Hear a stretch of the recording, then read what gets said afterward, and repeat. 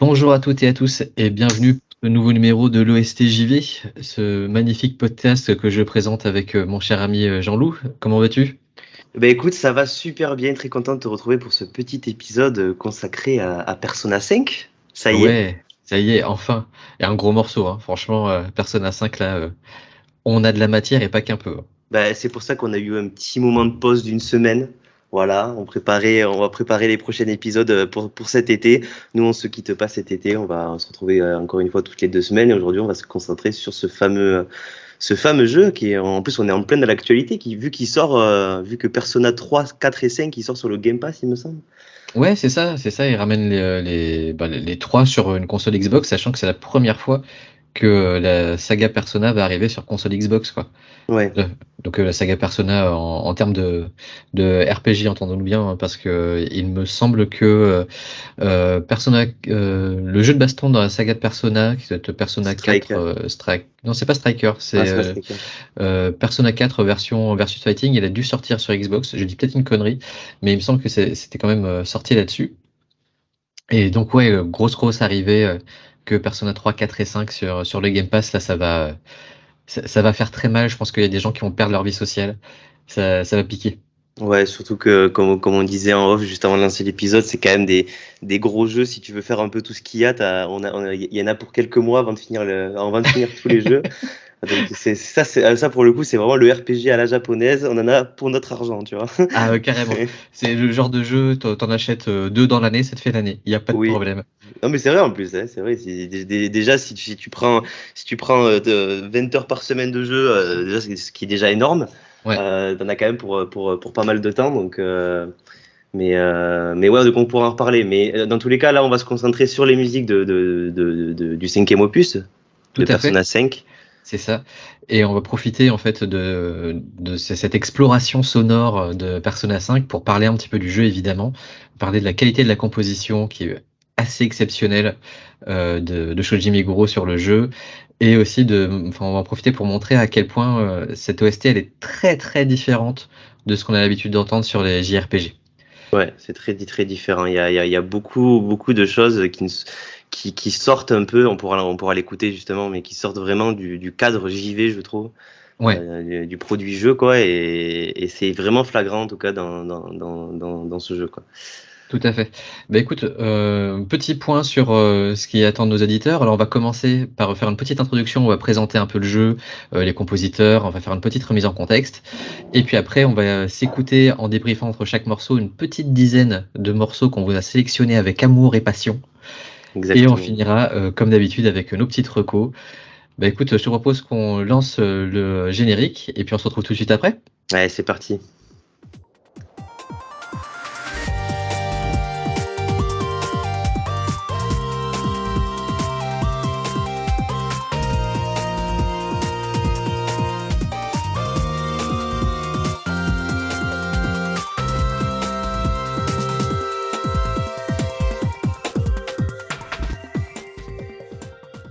Et donc on attaque directement dans le vif du sujet avec une petite introduction. On va vous parler du jeu, des compositeurs et de ce que c'est que la saga Persona et de l'impact du jeu sur la sphère vidéoludique.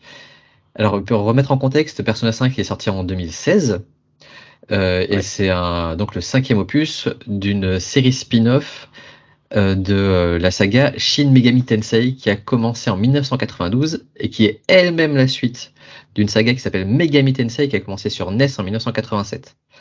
Ouais, donc Alors, ça commence à dater, ça commence à dater, c'est l'une cette des licence. sagas les plus longues de l'histoire du JV. Pour donner une petite idée, elle est en termes historiques aussi longue que les Final Fantasy. Alors, elle est restée plus confidentielle que Final Fantasy parce qu'elle a eu du mal à s'exporter en dehors du Japon. Oui, c'est exactement ce que je me disais. Je pense que c'est vraiment resté dans un contexte asiatique, Ouais, tout à pas fait, parce mal. que d'autant plus que les éditeurs avaient du mal à penser que ça pourrait plaire au public européen parce que le propos est très glauque. Surtout sur Megami Tensei et Shin Megami Tensei, c'est dark de chez dark, c'est hyper dépressif, il y a un gros propos psychanalytique, ça parle de gamins qui sont perdus, de démons qui envahissent Tokyo, c'est très violent. Il y a beaucoup de sous-textes où suggère des trucs vraiment, vraiment pas cool, hein. Ça parle d'enlèvement, de viol, de séquestration, de tentative de suicide. Enfin, c'est Ouais. l'antithèse de Final Fantasy, tu vois. Ben, en plus, ouais, on le voit clairement avec le premier, la première partie de Persona 5. Hein. Ouais, C'est vraiment le propos direct d'entrée de jeu, quoi. ouais. Donc, oui, clairement, ouais, c'est vrai que, pour être très honnête, moi, j'ai ni jamais joué au Megami Tensei, ni au Shin Megami Tensei, et Persona 5 est mon premier Persona. Bon, après, du coup, je me suis quand même renseigné et tout, et c'est vrai que la première fois que je me suis lancé dans le jeu, j'étais assez choqué par rapport aux propos. Personne m'avait prévenu, hein, donc personne m'a prévenu. J'étais là, pour moi, ça avait l'air cool les musiques justement. J'entendais déjà les musiques, je me suis dit vas-y, on va se lancer dans le jeu. J'ai fait ah d'accord. Mais c'est vrai que le propos est vraiment profond et pour le coup assez appréciable. Cette histoire de personnalité qu'on doit changer, qu'on doit essayer d'améliorer le monde, tout ce genre de choses, mais pas d'un côté, pas du côté naïf de la chose, mais vraiment assez profond et c'est vraiment très plaisant à voir dans ce genre de jeu, quoi. Ouais, tout à fait. C'est vraiment le type de jeu qui se donne pas gratuitement aux joueurs. Tu vois, il y a un vrai propos. Ça a été, alors, c'est beaucoup plus digeste, hein, que la saga Shin Megami Tensei. Les personnages sont plus digestes, sont plus faciles à appréhender. C'est pas plus simple pour autant, mais en tout cas, c'est plus facile à appréhender. Et on sent que ce sont des jeux intelligents. C'est-à-dire qu'au-delà de la proposition vidéoludique, il y a une vraie réflexion derrière. C'est pas gratuit. Le scénario et les personnages, ils sont pas écrits juste pour donner des tropes et des rebondissements. Il y a une vraie réflexion. Et c'est typiquement le genre de jeu que j'aime de mon côté parce que justement, on croit en l'intelligence des joueurs. Et ça fait vraiment, vraiment plaisir quand on joue à Persona, quoi. Ben, en fait, ils ont créé le jeu autour de l'implication que le joueur pouvait donner pour le jeu, et c'est ça qui est vraiment plaisant quand tu t'y plonges dedans, quoi. Ouais. Euh, quand on s'y plonge dedans. Mais du coup, niveau musique, qu'est-ce qui est différent dans ce Persona 5, mon cher Jacques Laurent, que dans les autres propositions dans le JV? Alors souvent dans les JRPG, on a comment dire, les bandes originales sont très cinématographiques.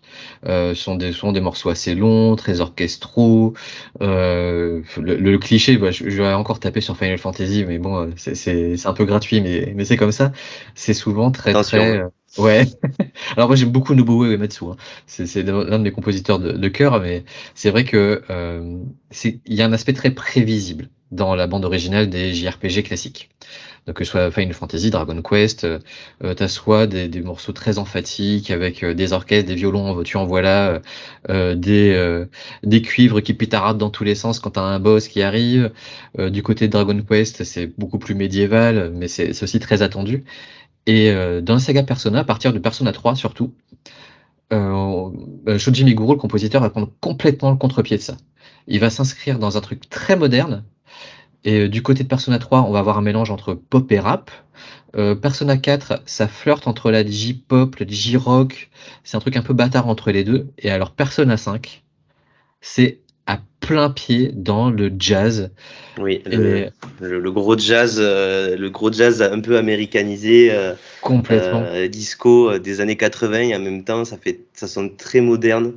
Ouais, Et ça, je trouve que c'est en dehors de personnages, c'est vraiment une partie de la musique de jeux vidéo japonaise qui est un peu mise de côté dans l'inconscient collectif. Parce que quand tu prends un peu de recul, que ce soit dans des mangas, qu'on pourra en parler dans les JoJo, parce que moi je trouve qu'il y a une grosse partie JoJo dans la musique de Persona, mais même ah, en dehors de complètement, ouais. ça, dans les musiques de Mario Kart 8, c'est vraiment du gros jazz.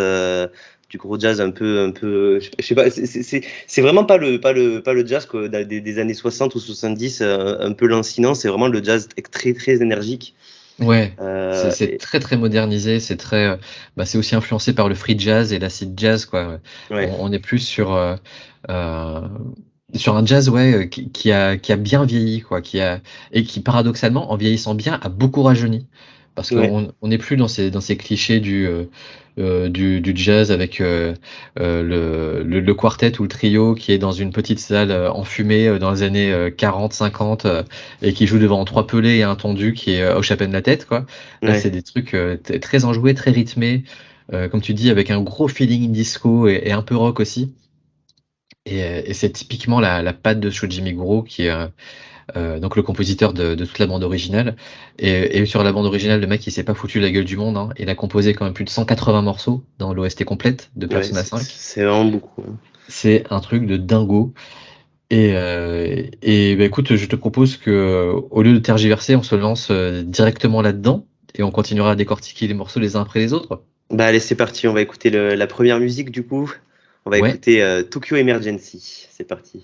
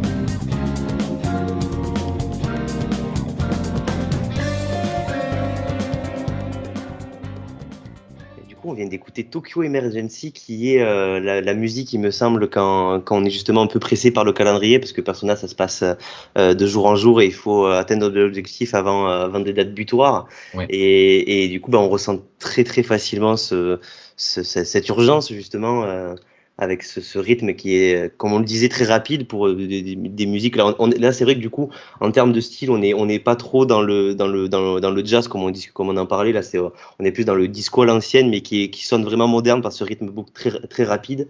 Ouais.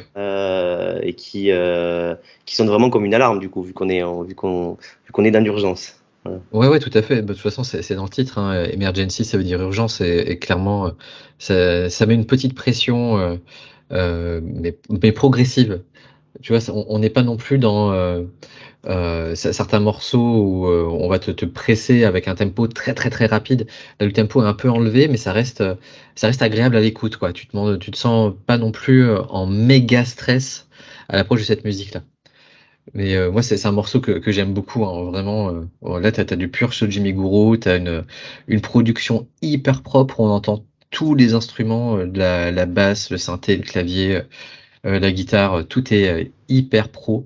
Et franchement, c'est un pur bonheur ce morceau-là, quoi. Ouais, et en fait, c'est bien que tu soulignes vraiment la qualité de la musique et du traitement des instruments, parce qu'en plus, c'est vraiment une musique qui est pas du tout qui revient assez régulièrement et qui est pas du tout un thème de boss ou qui doit être qui est normalement dans les codes de JV, on va dire, c'est pas censé être extrêmement bien travaillé. C'est des musiques qui sont là parce qu'il faut qu'elles soient là, tu vois. Ouais. Mais pourtant, on entend très bien le synthé, la basse qui est vraiment, qui ressort vraiment, vraiment dans toute la musique de Persona. La basse est vraiment un instrument qui ressort beaucoup et qui vraiment donne cette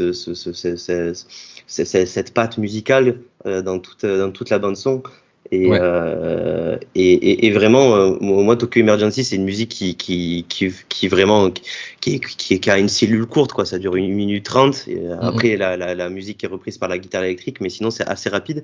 Mais pourtant, elle est quand même vachement bien travaillée pour le coup. Et c'est vraiment, ça fait vraiment plaisir à entendre. Donc, Ouais, et ça c'est vraiment une remarque qu'on va pouvoir faire sur quasiment tous les morceaux parce que Shoji Meguro, le compositeur, c'est un mec qui est réputé pour son travail obsessionnel en fait. C'est un mec qui va aller fouiller dans les moindres détails, dans les moindres recoins et qui a une exigence vraiment très très très au-dessus de la norme.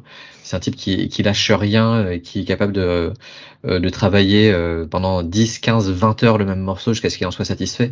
C'est vraiment un bourreau de travail. Et l'une de ses particularités aussi, c'est qu'il est à la base guitariste de formation. Et la plupart de ses compositions, il les compose d'abord à la guitare. Donc, au lieu de, par exemple, Nobuo Uematsu, lui, il travaille essentiellement au piano d'abord. Yoko Shimomura, elle travaille au piano et au violon.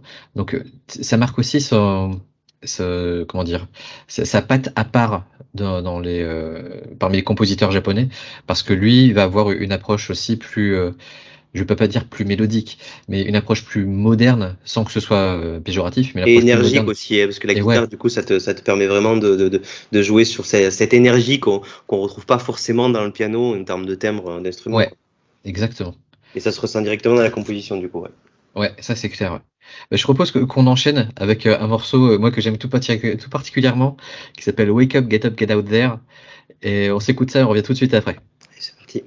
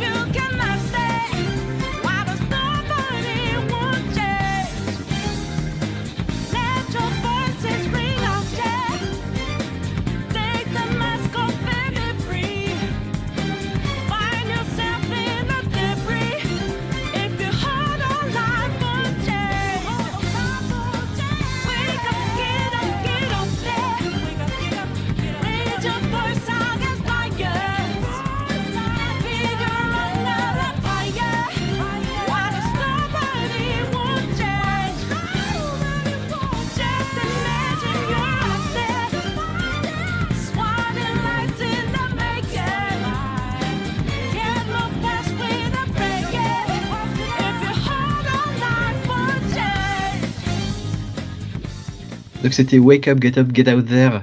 Alors c'est un morceau d'intro hein, de Persona 5, mais c'est un morceau que moi j'aime particulièrement parce qu'il donne vraiment tout le ton du jeu.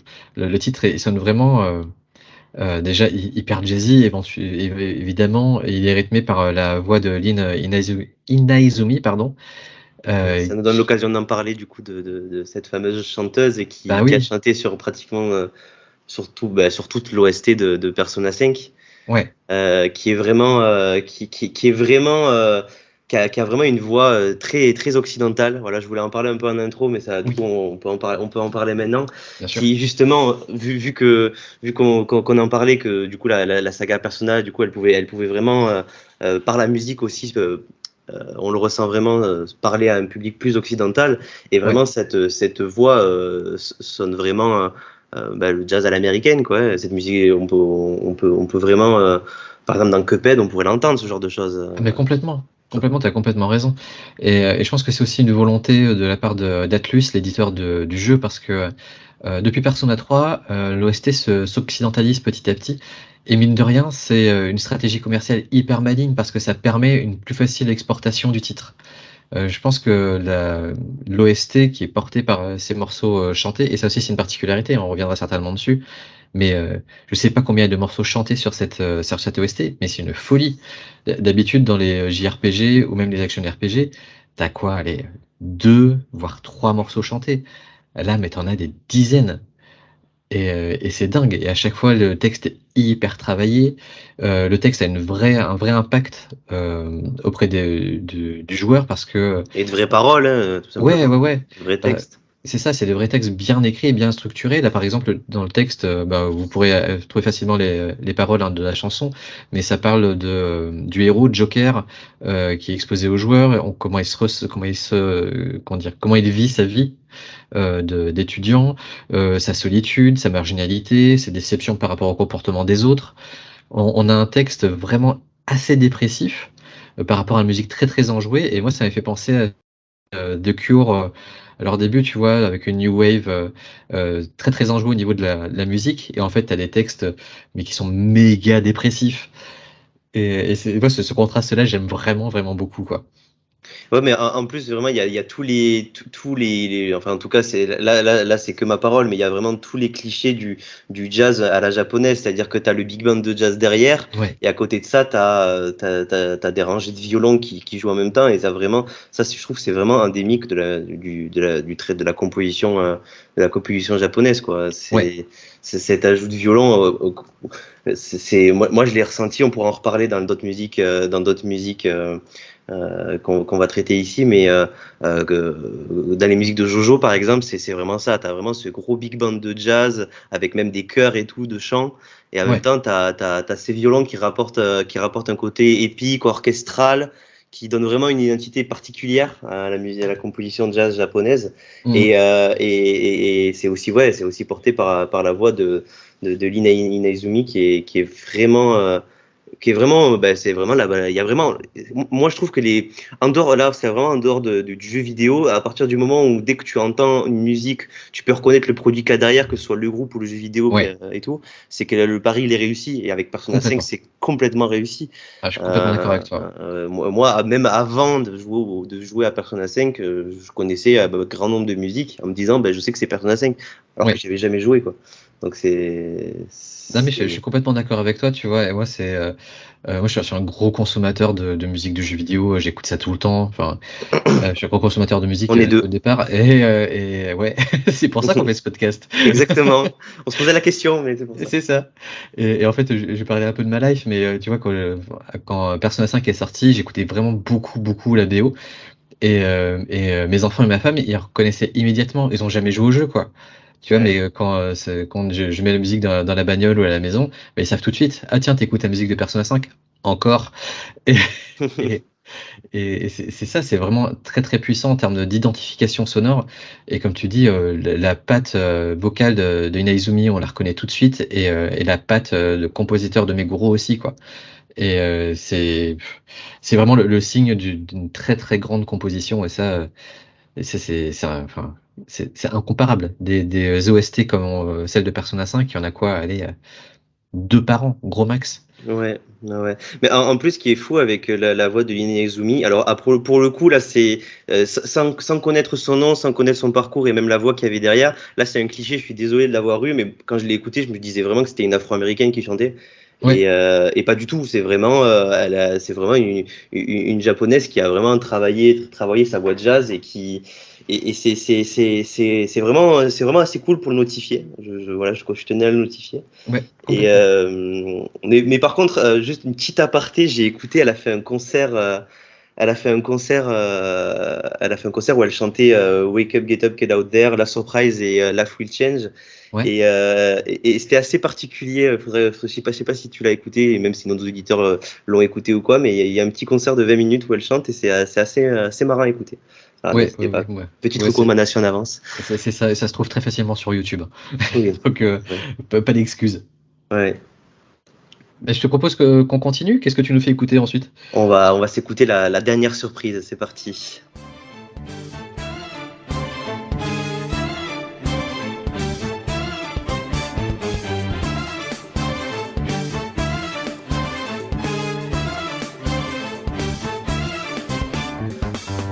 Try to run me through. Hold on, think again. Don't you know what you're starting? But you sure we got the clue. How bad this we go? Don't you know? No more art. And as you look to the horizon, not a cloud, but then stormy weather's go too cold. Seems like it crept up out of nowhere. All around you is not what you foretold. You never see it coming. You see that my mind is too fast for eyes. You're done but the time it hit you, you're not surprised.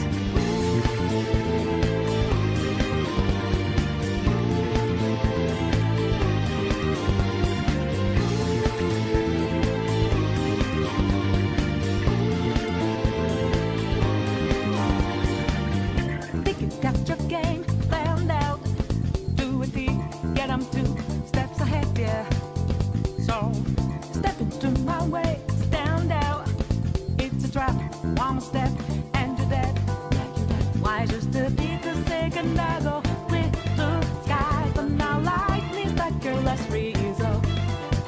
It's not an accident that no one hears your cries as your last dream seems to desert. You never see it coming. You see that my mind is too fast for eyes. You're done but the time it hit you, you're not surprised. I'm coming for you. My game's always so fast, so fine. You're spanning, but that you didn't catch it in time.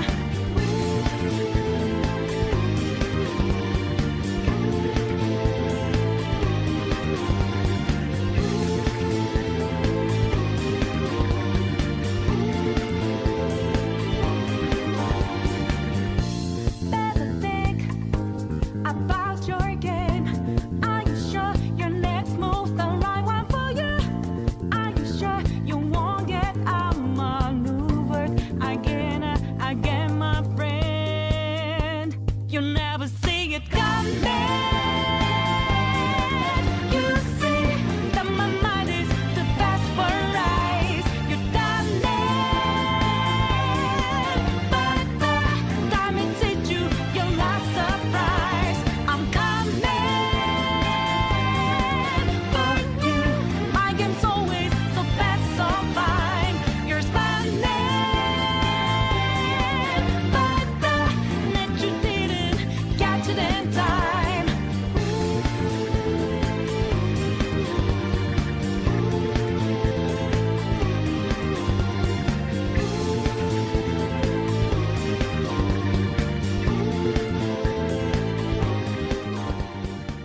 On vient d'écouter La Surprise sur la BO de Persona 5. Je crois que c'est une des musiques les plus connues du jeu. Ouais. Ouais, je pense Ouais. que je m'avance pas trop en disant ça. Ça a été, comme on disait en off, ça a été pas mal détourné même en dehors du jeu en lui-même, dans des mèmes ou ce genre de choses. Ouais. C'est vrai. Là, pour le coup, c'est vraiment typique de la bande son, c'est que c'est une musique de combat qu'on entend quand même assez régulièrement, il me semble. Oui, oui, oui. Et c'est un vrai morceau, une vraie chanson, avec refrain couplé, avec un pont à la fin, et ça reprend sur le refrain et tout, avec des variations. Pour un morceau de combat, c'est une vraie chanson qui nous est proposée là. Ouais. Et c'est vraiment typique du jeu, avec toujours ce groove, et ce travail de composition au niveau du traitement du jazz qui est assez particulier, avec ce départ avec des violons Ouais. assez identiques et Ouais. identitaires. Ouais, c'est ça, c'est vraiment encore ça participe à l'identité sonore de tout le jeu, hein, de toute façon. Et ce morceau, comme tu dis, il revient souvent et on s'en lasse pas. Alors, tu vois, c'est aussi ça que j'apprécie particulièrement, c'est que c'est une musique de combat, comme tu le disais, mais on se lasse pas de la voir revenir, quoi. Et en plus, des musiques de combat où il y a comment dire, du chant, c'est assez rare, mine de rien. Ouais. Et souvent, c'est des musiques enfin, qu'on finit par couper. Hein. Vraiment, moi j'ai souvenir, c'est la musique de combat de Xenoblade Chronicle, mais laisse tomber, moi elle me rendait fou, tellement elle était nulle.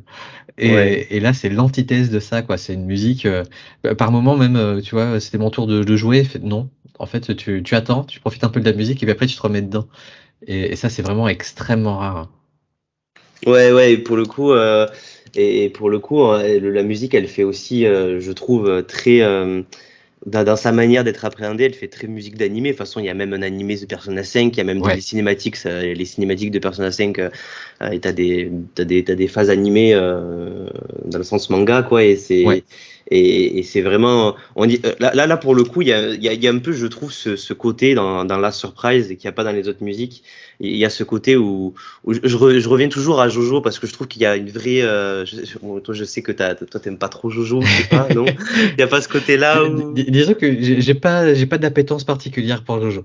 On va se séparer après ce podcast, mais non, non, je rigole, mais même un des morceaux les plus connus de Jono, c'est le Giorno thème, le thème de Giorno, un des personnages de la saison 5, et je trouve il y a ce côté vraiment thème de personnage dans la surprise, un peu comme si c'était le thème de Joker qui dans les combats et tout, et Oui. je trouve que c'est vraiment flagrant dans ce thème-là, et ça fait vraiment plaisir à entendre, et même moi je trouve ça fantastique, je me répète encore une fois, mais je trouve ça fantastique les violons dans ce genre de musique. Je trouve que ça rapporte vraiment un côté noble à la musique, au thème, Oui. surtout pour une musique de jeu vidéo. Enfin, je trouve que c'est audacieux, et ça paye, quoi. Donc c'est ça qui est fantastique. Ouais, c'est ça, c'est le style Meguro, c'est aussi ça, c'est vraiment, je crois que tu as trouvé le bon mot, c'est très audacieux. C'est-à-dire qu'il tente des choses. Moi, enfin, je me rappelle la première fois que j'ai joué à Persona 3, cette ambiance J-pop et rap, j'avais jamais entendu ça dans un JRPG, quoi. Ouais, Déjà, en termes de jeux vidéo, c'est extrêmement rare un usage pertinent du hip-hop et du rap.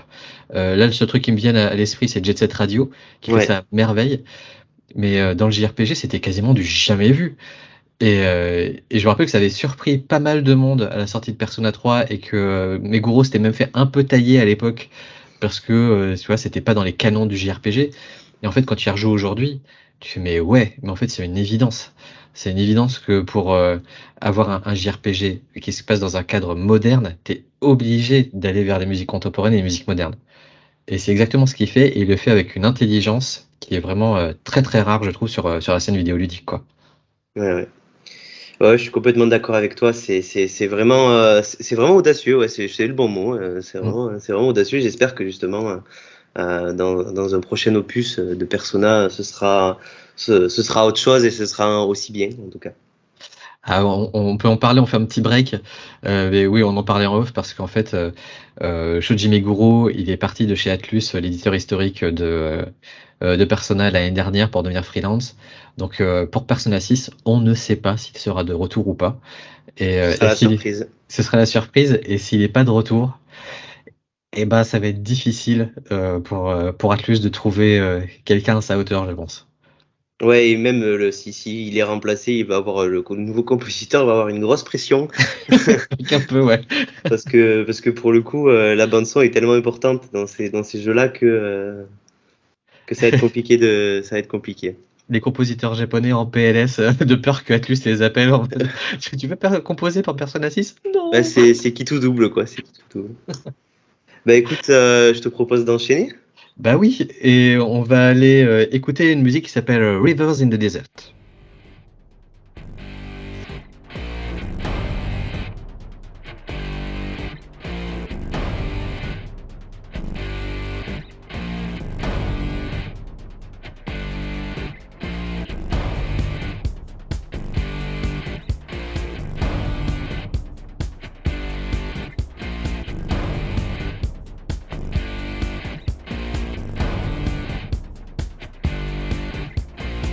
It's now or it's never, and I've got to make my decision. This time it could be my moment. Is this a mirage or a chance to fulfill my mission? A river in a dry land, the left is in a lost end. A heartbeat for demon, oasis in a strange land. I'm given the balance, but I'm standing on razor's edge now. What quick, all my life is over. One strike just a pain, then I'm out of his field of vision. Don't ask why I'm ready, but I'm ready to strike him down now. I just saw the new stars, there's no time for indecision.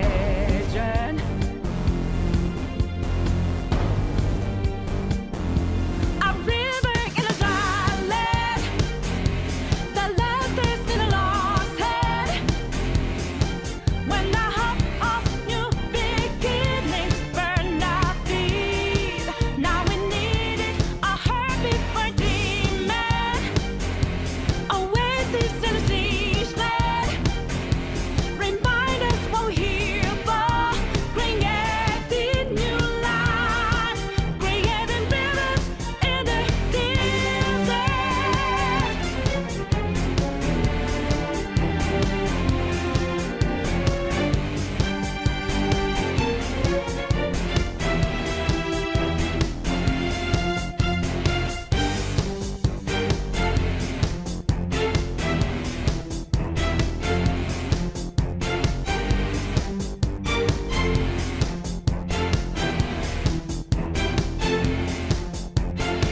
My heart is a furnace, had a selling my word of conflict. One goes what keeps me going. Take back when I lost to the bosses of greed and fear. Yeah. Don't ask why I'm ready, but I'm ready to take them down now. The time for a new start is constantly drawing nearer. A river in a dry land, the left is in a lost head. When the hope of new beginnings burned our feet, now we need it, a heartbeat for demon, oasis in a siege land.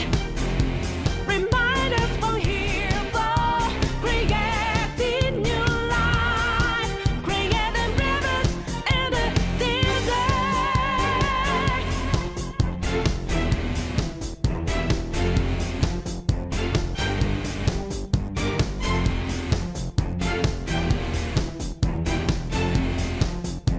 When a cool drop of water's all I need, gotta clear my head of anger and greed. A place to refresh heart and mind. Can I find some time? And rivers and a dry land, the left is in a lost head. When the hope of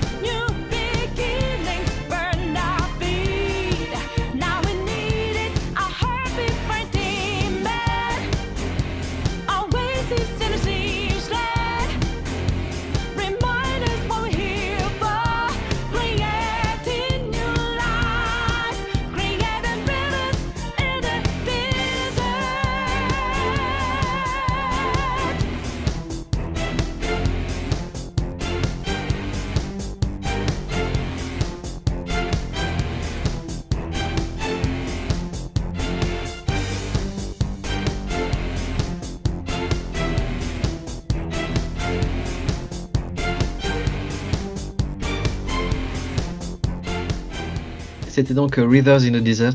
C'est la musique qui accompagne le combat de la troupe de Joker contre Shido, l'un des boss assez emblématiques du jeu. Alors c'est une musique qui est un peu plus dramatique que d'habitude, surtout dans sa deuxième partie, parce que bien évidemment c'est un boss japonais, donc avec 2 phases, parce que ça aurait été trop facile. Une phase, c'est trop facile, évidemment. Bah, évidemment, parce que tu crois avoir gagné, mais non.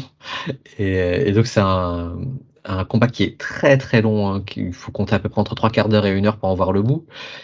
Et c'est une musique moi qui me plaît particulièrement, surtout au niveau de son attaque, avec un riff de guitare très agressif, très syncopé. On sait qu'on n'est pas là pour rigoler, quoi. Hein. Et même au niveau des textes et de la voix de Lin Inaizumi, on est sur un truc plus sérieux, plus profond.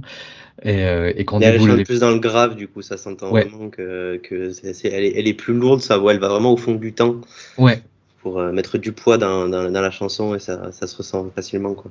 ouais, c'est ça. Et en même temps, tu as toujours ces violons là qui reviennent pour donner encore plus d'emphase au tout. Enfin, c'est un morceau qui est assez fou.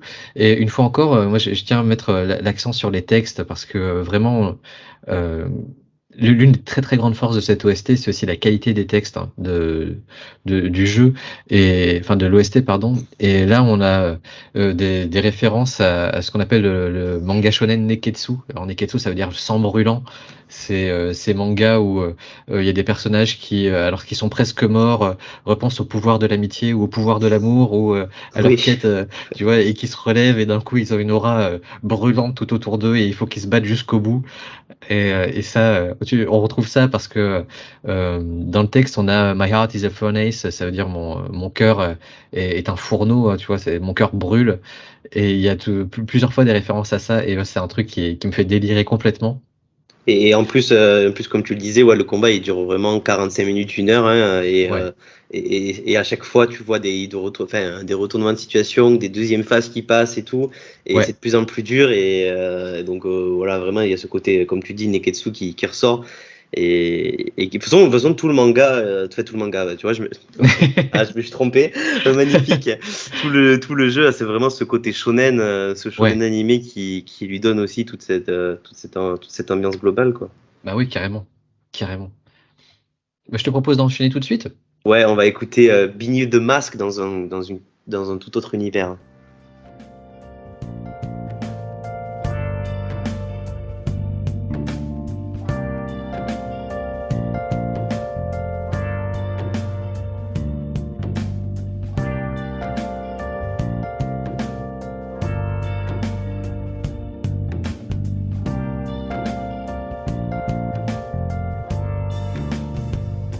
Where have you been?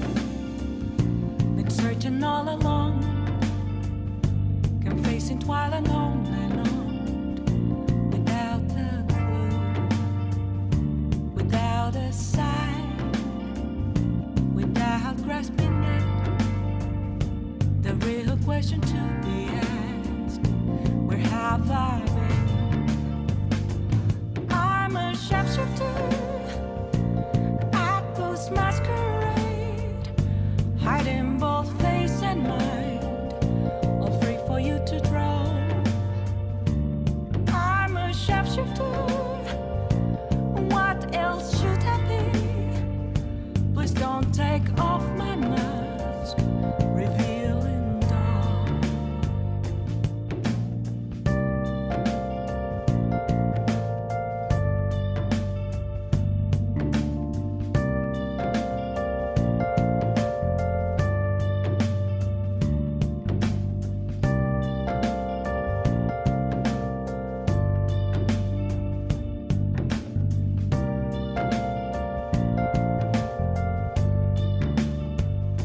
Moments of calm, nothing left to be found. A mirror right in front of me, that's where I found an empty glass, reflecting that's a truth. It's telling words not to be told. I need that mask. I'm a sharpshooter. Apples masquerade, heart in both face and mind, all free for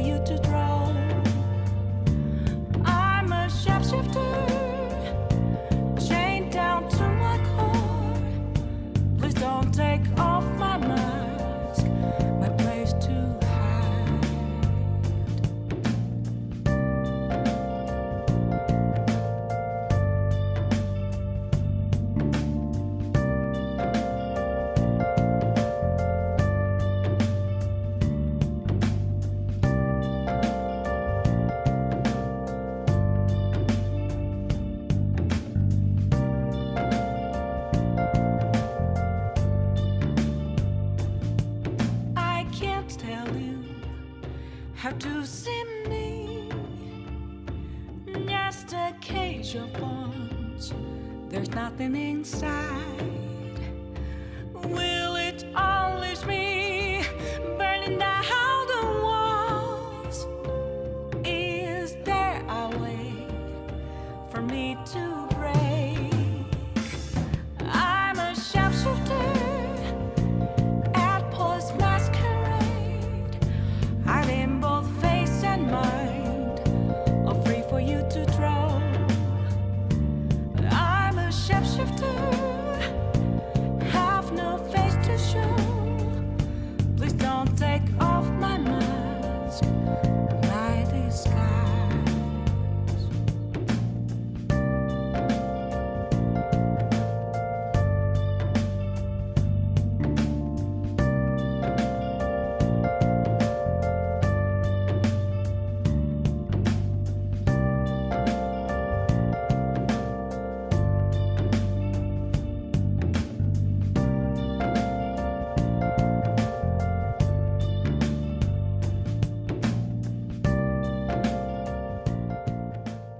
C'était Beneath the Mask, qui est personnellement une de mes musiques préférées, préférées de la bande originale, qui fait pour le coup, qui est vraiment assez différent de tout ce qu'on a écouté jusqu'à maintenant, qui est beaucoup plus calme. De toute façon, cette musique est présente dans des moments beaucoup plus calmes, que ce soit quand on est dans des phases plus simulation de vie. Ouais. Dans le bar et tout, quand on étudie ce genre de choses, il y a cette musique assez douce, et même il y a des variantes au morceau. Là, c'était la variante de base avec la voix de la chanteuse et la batterie et tout, mais il y a par exemple une version pluie, c'est-à-dire quand il pleut, il n'y a pas la batterie, il me semble même pas qu'il y a la voix de la chanteuse, je sais plus. Ouais, du coup, elle est instrumentale quand il pleut. Elle est que instrumentale, et elle est même extrêmement douce, et comme on dit, il y a vraiment ce traitement un peu lo-fi, un peu musique pour étudier. Il y a très souvent cette musique dans les compiles de musique pour étudier. Ouais, qu'on utilise tous, hein. Faut pas se mentir. Donc, mais oui, et c'est vrai qu'elle a un feeling très très différent, hein. Et c'est aussi une super musique. Et moi, ce que je tiens à souligner aussi, c'est cette particularité des compositions de Meguro, c'est que, évidemment, comme dans toutes les musiques de jeu, c'est des musiques qui sont taillées pour être écoutées en loop indéfini, tu vois. Ouais. Et c'est fait avec une telle science que tu t'en rends même pas compte. Tu peux faire ton petit bouinage dans Persona 5, aller dans les rues de Tokyo, aller étudier, aller dans le bar et compagnie, pendant des heures, et t'écoutes la même musique et tu t'en rends pas compte, quoi. Ouais, et en plus, comme tu dis, il y a ce côté loop dans la musique, et en même temps, elle fait très chanson normale, quoi, hein. C'est vrai que moi, une des premières fois que j'ai écouté la musique, tu peux vachement imaginer, je trouve, un groupe sur scène qui joue ce genre de, avec la chanteuse, la basse, le piano et tout, et ça paraît normal, et en même temps, ouais, il y a ce côté jeu vidéo qui tourne en boucle, mais il y a aussi ce côté couplet-refrain. C'est vraiment ouais, je trouve que t'as bien trouvé ces côtés un peu science de la composition, qui marche très bien, qui ressort vraiment de Beneath the Mask, je trouve. Ouais. Ouais, c'est un morceau qui n'a l'air de rien, en fait. Tu vois, qui passe presque inaperçu dans le reste de la compo. Et en fait, c'est dans ce genre de morceau que tu vois vraiment le talent à la fois de la chanteuse et du compositeur, quoi. Donc vraiment, moi, je te félicite d'avoir choisi celle-ci à mettre dans la tracklist, parce qu'elle est vraiment masterclass, quoi. Bah oui, mais après c'est normal que je l'ai choisi, parce que vraiment, avant que je joue à Persona 5, c'était une des musiques que je connaissais le plus, et Ouais. même je trouve, peut-être que je m'avance, mais même dans l'inconscient collectif, c'est une musique qui représente le plus Persona 5. Elle est vraiment connue, je trouve. Oui. Alors que pour le coup, elle est quand même vraiment différente de différente. Elle est vraiment plus calme que la majorité des morceaux, quoi. Ouais. Écoute, je te propose d'enchaîner. Allons-y, on va écouter The Whims of Fate.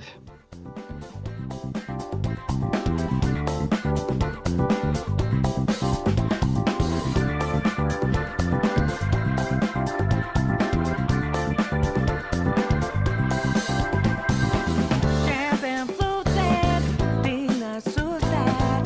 Keep your phone class away from her cheating hands. Tell me that's that sexy. Gonna say what she's got in store for her man. So we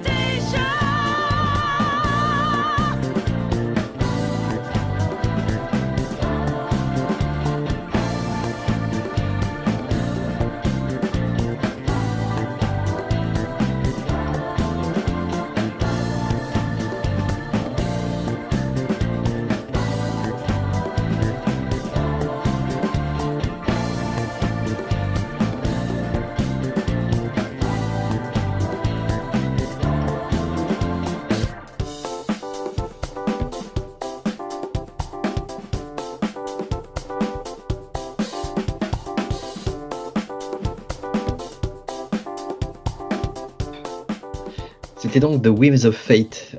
Alors c'est une musique qui nous accompagne lorsqu'on arrive au palace de Sae.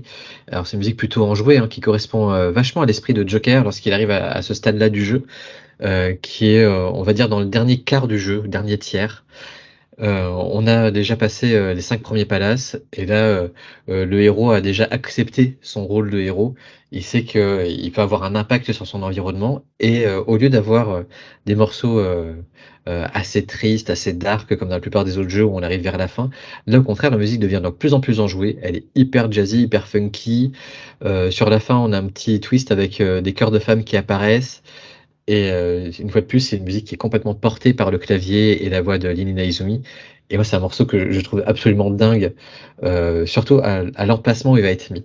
Parce que contrairement aux trois quarts de la production habituelle, surtout les JRPG, où d'un coup les musiques deviennent très dark, hein, parce que tu arrives à la fin, c'est dramatique, tu vas affronter le dernier boss. Là, pas du tout. Là, on te fait comprendre que bah, maintenant, t'es un héros, quoi. T'as roulé sur le jeu, t'as plus rien à prouver à personne. Alors maintenant, on s'éclate, on se fait un nouveau palace à la cool, et le boss, on va rouler dessus.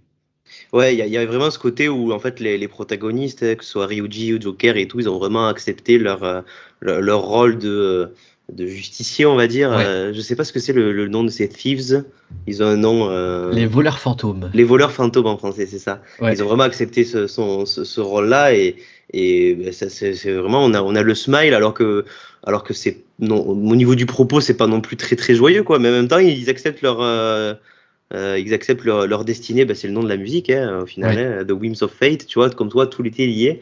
Et il y a toujours, exactement. et il y a toujours là, contrairement aux autres musiques, on laisse le côté vraiment jazz de côté, on est plus dans le disco qui ressort avec ce gros synthé et cette basse qui porte le truc. Ouais. Et ça correspond vraiment à l'ambiance du palace et même du boss de fée, un peu casino, un peu, ben, voilà quoi, cet univers casino, poker, tout ça, on le ressent vraiment Ouais, dans ce côté disco quoi. c'est ça. Et en plus, une fois de plus, il y a pas de hasard parce que, pourquoi c'est une ambiance casino? Et c'est très bien que tu dises poker parce que, ben, le joker, c'est quoi? Le joker, c'est la carte Ah ben qu'on utilise, voilà, dans les jeux de cartes qu'on utilise au casino et c'est pas un hasard que, voilà, Joker, ait enfin, trouvé sa place au moment où il arrive au casino, quoi. Tout est lié, ce jeu, c'est une dinguerie, tout est lié. est-ce que tu crois que c'était prévu qu'il s'appelle le Joker pour ça, tu vois justement?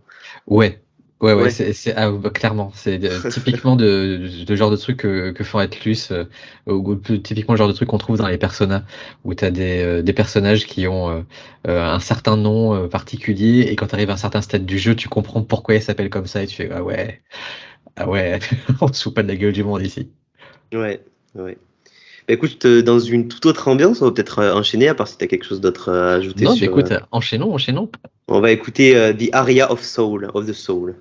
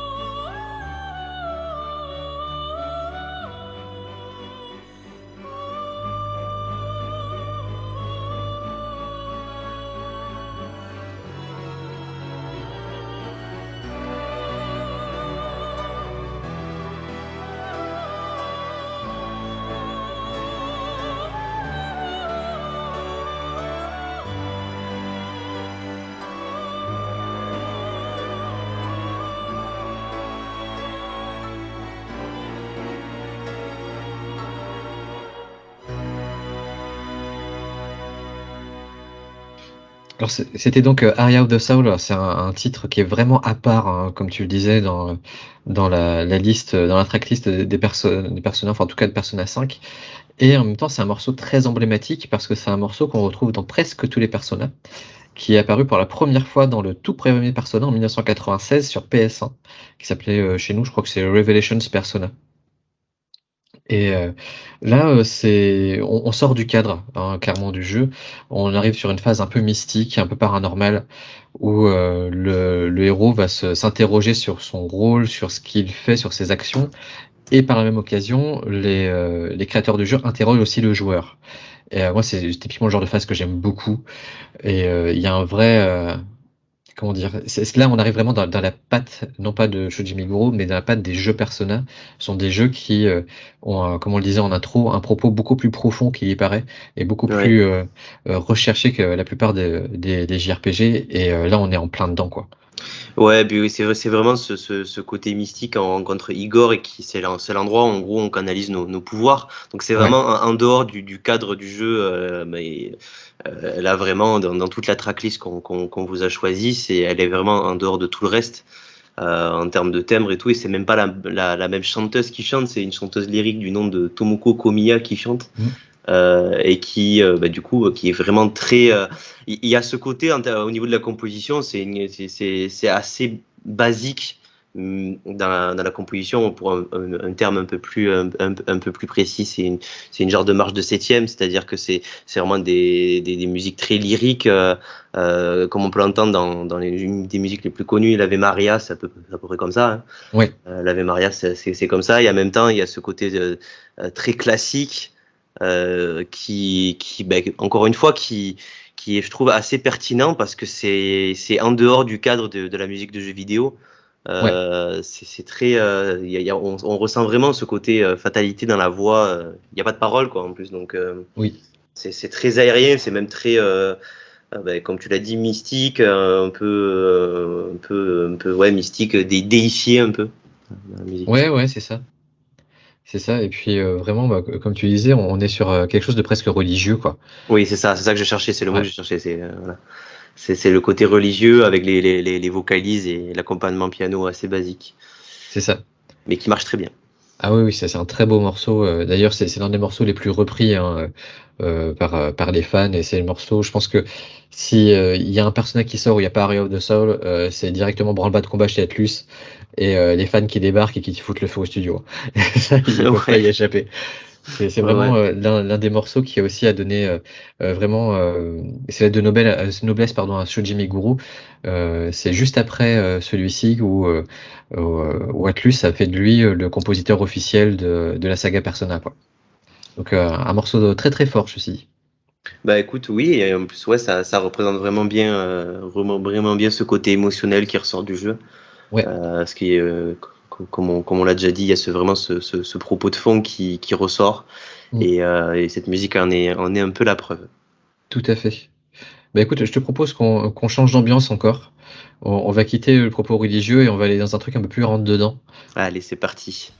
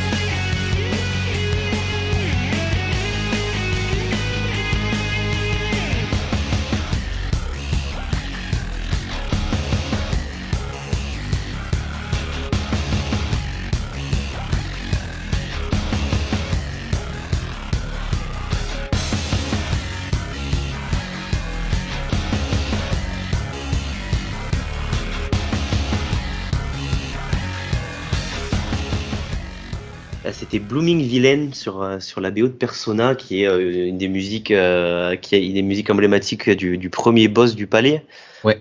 enfin du premier boss du jeu, qui est Kamoshida, un personnage qui m'a qui m'a beaucoup retourné le cerveau, justement. Ce que je disais en intro, c'est que je m'attendais pas à un propos aussi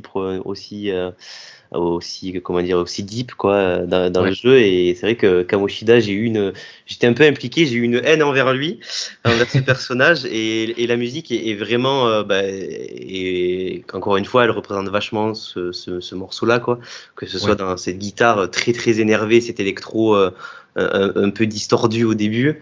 Oui. Et en même temps, moi, ce que j'ai vraiment ressenti, que j'ai adoré, c'est ces phases de reprise à la guitare, qui sont très très optimistes dans le combat, Ouais. qui sont vraiment shonen, quoi. On va y arriver, on va se battre, on va y arriver contre Ah bah ce monstre, complètement. quoi. Ouais. Oui, puis Kamoshida, il a un look, il est dégueulasse, hein. Oui, Très clairement. Si vous n'avez pas joué au jeu, allez regarder la tronche qu'il a, Kamoshida. Il est ignoble. Il est ignoble et ça te met directement dans l'ambiance pour le reste du jeu. Puis on te prévient, là, tu jouais un petit JRPG tranquille jusqu'à maintenant. Puis là, on t'assène ta première claque. On te fait comprendre que ça va pas être si simple que ça. Et tu vas avoir affaire à un jeu beaucoup plus profond que ce que tu espérais, quoi. et je trouve ça assez flagrant quand même, parce que ce soit dans le propos, que dans le personnage, que dans le combat, que dans le donjon, ça pourrait très bien être le boss de fin. Oui, Et en même temps, c'est le premier boss du jeu, quoi. C'est le premier arc narratif, on va dire. ouais, Le combat avec Kamoshida et toute l'histoire qu'il y a derrière, et ça vient dès le début du jeu, et c'est assez déroutant pour le joueur quand même, quand tu connais pas. ouais, ouais, ouais. Puis il a vraiment un design très très particulier quand il se métamorphose. C'est, on dirait presque une divinité hindoue, mais revisitée de manière assez dégueulasse. On va Ouais, dire ça comme ça. ouais, c'est vraiment dégueulasse, ouais. Ouais. Et puis le personnage en lui-même est parfaitement haïssable, donc on est content de le démonter. Quand on est face à lui, on est content de lui coller une dérouillée. Ouais, ouais. Et même dans l'ambiance musicale, il y a toujours ce mélange de styles, comme je disais, électro, et en même temps très rock, un peu heavy metal, quoi. Ouais. Ah ouais, clairement, ce petit solo de guitare qu'on a aux alentours de 2 minutes là, c'est très typé heavy metal anglais des années 80-90. Moi, j'aime beaucoup. Vraiment, enfin, j'ai envie de te dire, j'aime toutes ces chansons. C'est un truc de fou. C'est un truc de fou. Il n'y en a pas une en dessous de l'autre, et celle-là, elle est vraiment dingue. Ouais, bah écoute, ça représente bien le début du jeu. Bah écoute, sans tarder, on va enchaîner. Allons-y. On va écouter King, Queen and Slaves.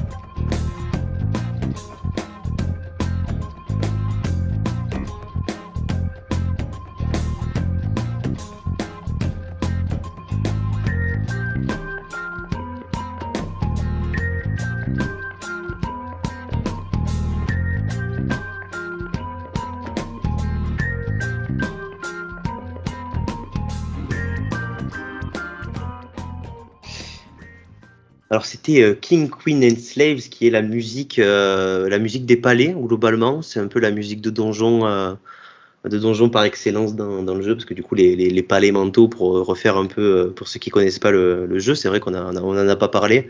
C'est vrai qu'on n'en a pas parlé un peu de ce qu'on fait dans Persona 5. C'est l'occasion d'en parler un peu. En gros, on incarne du coup, un groupe d'amis qui est censé récupérer la partie sombre des antagonistes du jeu. Ouais. Et en gros, on se plonge dans des palais mentaux, c'est des endroits un peu mystiques qui est en dehors de la réalité. Et du coup, c'est clairement des donjons qu'on parcourt pour atteindre le boss final de ces donjons-là. Et puis on en fait, je sais pas combien il y a de palais mentaux, 7 ou 8, mais un peu plus peut-être, je sais Ouais, plus. c'est ça. Dans la version royale, je crois qu'il y en a 2 de plus, mais je ne sais plus.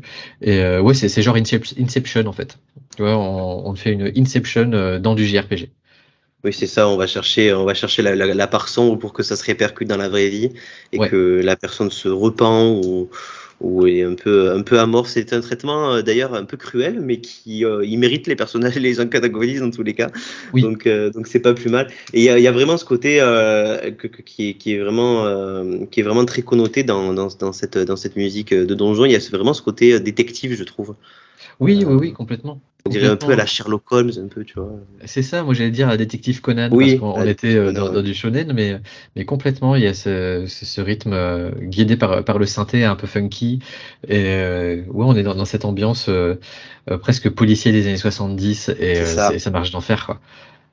Très très groovy, il y a un jazz très très groovy, il y a en même temps un côté funk qui justement donne ce côté un peu détective, mais qui n'est pas forcément là dans toutes les autres musiques du jeu. C'est pour ça qu'on l'a choisi du coup, Ouais. qui est vraiment omniprésente dans ce morceau-là, et c'est vraiment voilà, il y a en même temps il y a toujours ce côté disco qui est donné par ce synthé. Il y a vraiment une identité globale dans tous les instruments et en même temps elle est pas forcément abordée de la même manière selon les morceaux.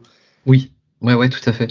Et c'est ça aussi, c'est vraiment très surprenant dans cette OST, c'est que dans l'absolu, quand tu fais une première écoute globale, alors déjà, elle est très longue la première écoute globale, et surtout si tu écoutes les 180 morceaux, évidemment. Oui, Mais tu as une espèce de sentiment d'unité. Tu sais, ouais. d'unité d'instrumentalisation, d'instrumentation, pardon, de production. Et en fait, quand tu reviens dessus, tu te rends compte de la complexité en fait de la composition, où avec un minimum de moyens, on a produit une multitude de chansons différentes, ce qui produit justement à la fois cette unicité et cette diversité. Et c'est vraiment très, très impressionnant, quand on se penche sur le travail qui a été mené en amont sur la composition, quoi.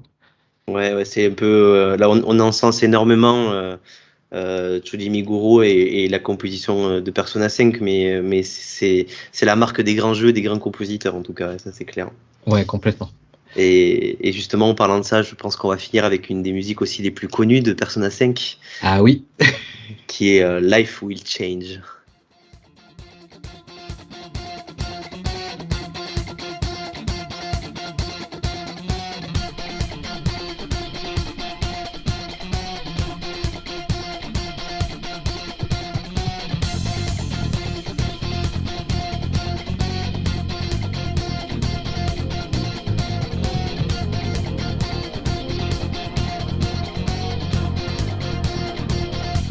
It's not a game.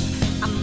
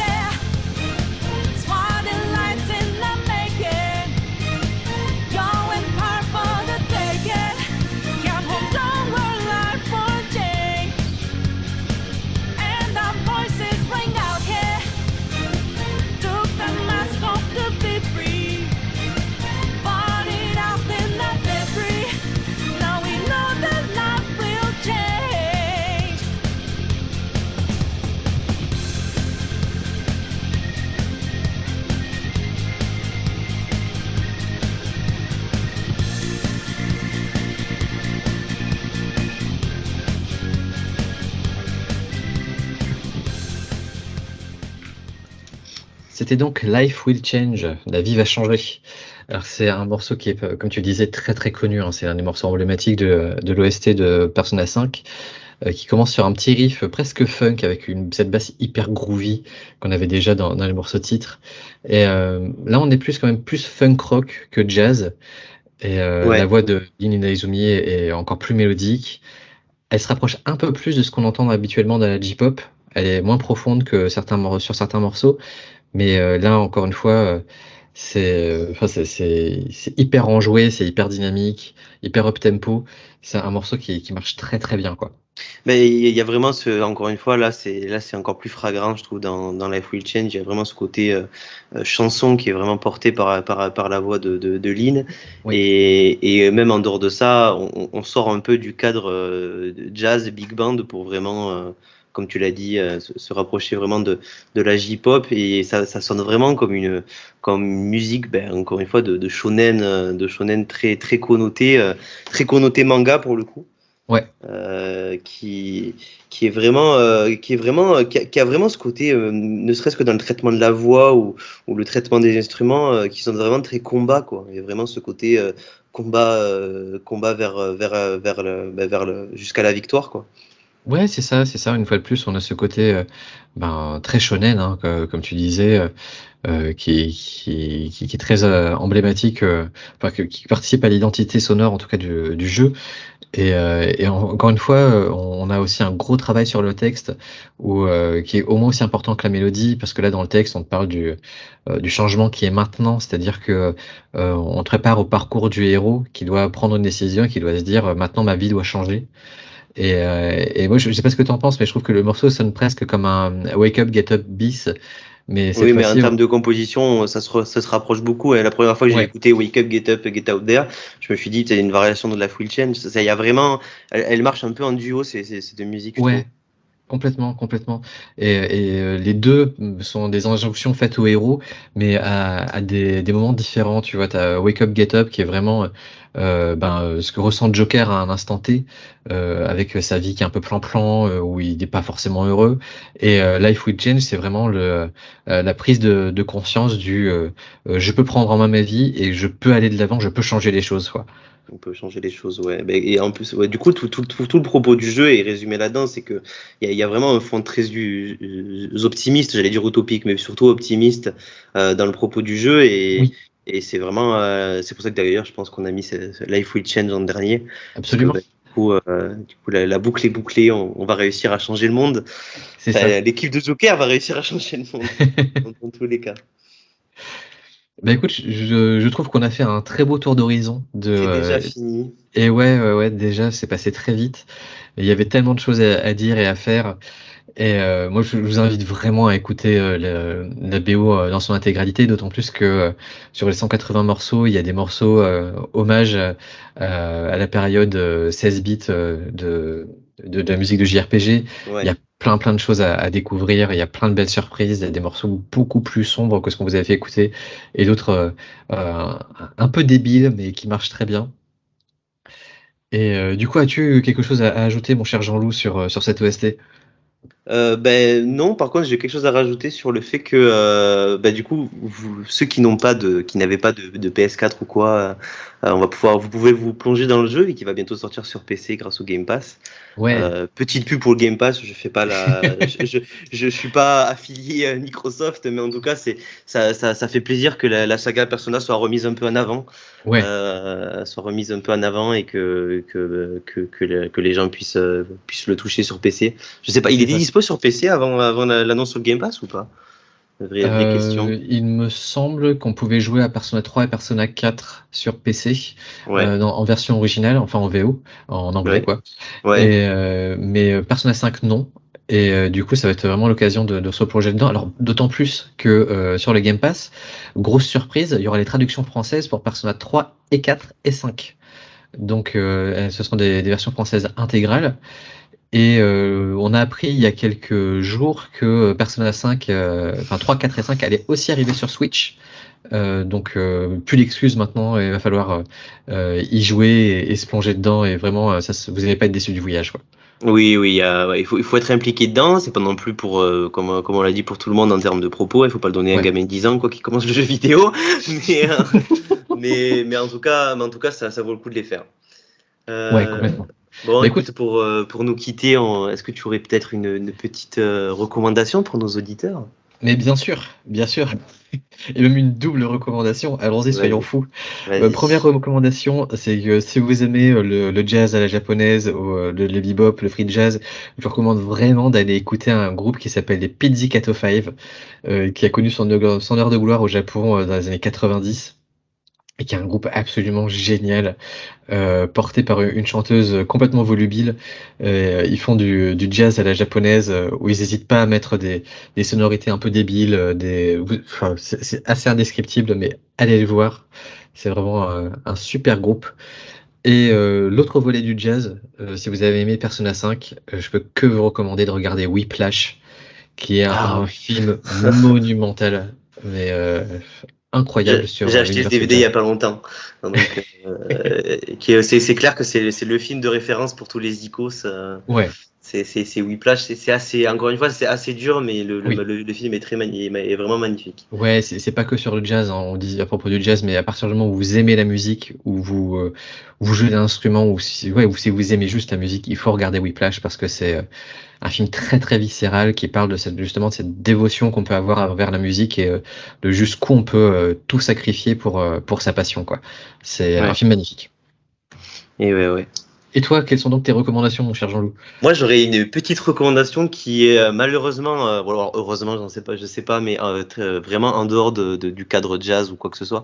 Moi, j'aimerais bien recommander la série La Roue du Temps, qui vient à la base d'un roman de Robert Jordan, qui est un des grands auteurs de fantasy. Oui. Moi, je sais que mon père, ça fait des années qu'il adore La Roue du Temps, qu'il me dit, mais lis, c'est un des meilleurs romans de fantasy et tout. Bon, il y a 25 pavés de 600 pages, donc on va se calmer. En tout cas, la Roue du Temps sur Prime Video, qui a fini le tournage de sa deuxième saison et qui Ouais. est une vraie bonne série de fantasy. Donc voilà, si vous aimez la fantasy, n'hésitez pas à foncer, ça vaut le coup. Ça vaut Eh le, ben, ça vaut le je coup. pense que c'était une très très belle recommandation. Eh ben écoute, merci. Eh ben écoutez, je pense on a fini ce petit podcast. On se retrouve pour le prochain épisode de l'édito JV.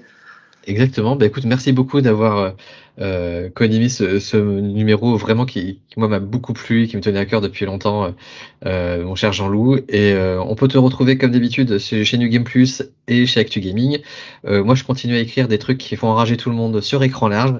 Et évidemment. Et écoutez, on se retrouve très très vite. Merci à vous, on vous fait des bisous et à très bientôt. Allez, bisous, bonne soirée.